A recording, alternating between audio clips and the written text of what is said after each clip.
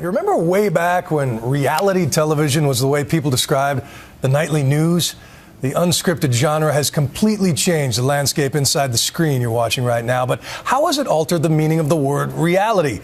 Well, today, the wildly popular auction show Storage Wars is under fire from an ex-star who says they are faking some of the big money shots. And ABC's Dan Harris separates fact from fiction. Bring it on. 250. Sold. It is one of the most popular reality shows on TV. Storage Wars has a simple, addictive conceit. People bid on the contents of storage lockers that have been abandoned by their owners. Oh my God!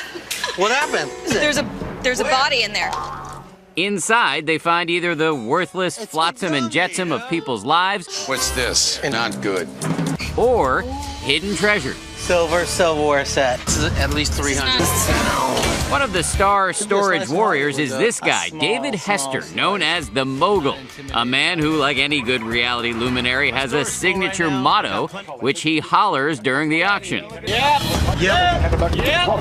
But now there is strife in storage land.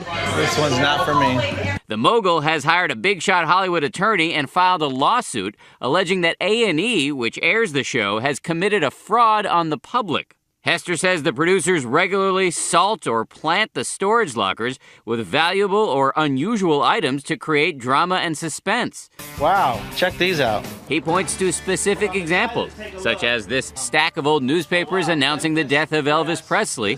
Oh, wow. And this car found under a pile of trash.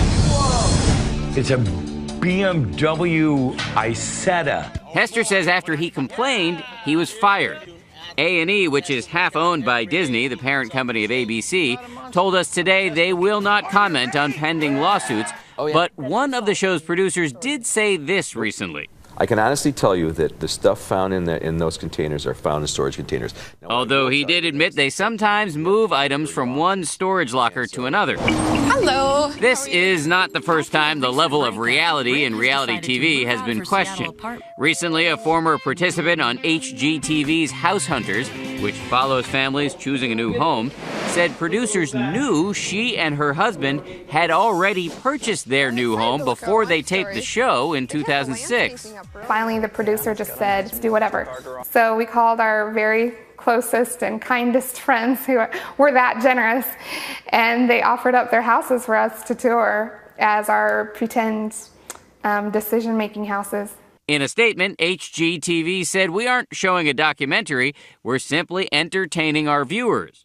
Reality TV is a little bit like sausage, I think. You might love the way it tastes, but you don't necessarily want to know how it's made. $100. Clearly, most viewers know that not every fight or drunken hookup on reality TV is real. But when there's a competition, there is an expectation of some authenticity. Great. Can you hear me, Mr. Van Doren? Yes, I can. Very good. Back in the 1950s, after revelations that contestants on popular quiz shows were secretly given the answers, Congress held hearings and made it illegal to rig quiz shows. I don't think it's our style. Nobody alleges the level of manipulation on today's reality shows is anywhere near that, and legal experts we spoke with don't think the producers of Storage Wars are in danger of any criminal charges. I'm not sure that this is really a contest with a prize. They get to buy a locker full of stuff, and sometimes there might be a jewel in there, but that's not necessarily a prize from the sponsor. It's very important for the producers of this program to have a relationship with the audience that makes them believe that what they're seeing is real.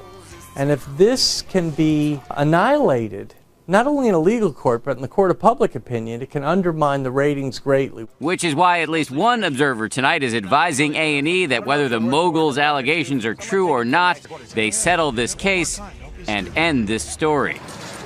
For Nightline, this is Dan Harris in New York.